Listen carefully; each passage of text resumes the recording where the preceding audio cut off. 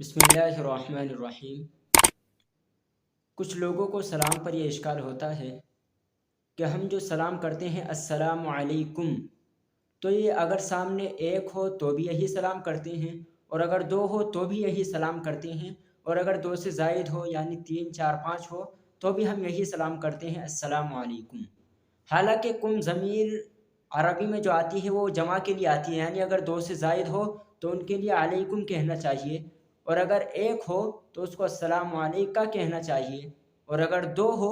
तो उनके लिए अस्सलामु अलैकुमा कहना चाहिए। लेकिन हमारा मामला तो ऐसा है कि हम सबको अस्सलामु अलैकुम ही कहते हैं। तो देखिए, इसके दो जवाबात हैं। पहला जवाब तो इसका ये है कि हम जो सामने वाले को सलाम करते हैं अस्सलामु अलैकुम, तो ये जमा का सेगा जो इस्तेमाल करते हैं कुम की ज़मीर लाकर, तो हम इससे उसकी ताज़ीम और तकरीम मुराद लेते हैं, यानी ताज़ीमन और अदबन हम अस्सलामु अलैकुम कहते हैं। क्योंकि हम उर्दू बोलचाल में भी ये बकसरत इस्तेमाल करते हैं। अगर सामने कोई एक शख्स हो तो उसको भी हम तुम से बोलते हैं कि तुमने ये काम किया, तुमने ये अच्छा काम किया, यानी ताज़ीम के लिए हम उसको तुम बोलते हैं। तो इसी तरह अरबी में भी ताज़ीम के लिए हम कुम ज़मीर लाते हैं जमा की। और दूसरा जवाब इसका ये है कि जब हम सामने वाले बंदे को सलाम करते हैं तो चूँकि उसके साथ फ़रिश्ते होते हैं किरामन कातिबीन,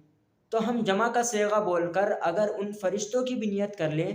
कि यानी नियत करना है कि सामने वाले बंदे के साथ मैं फ़रिश्तों को भी सलाम कर रहा हूँ,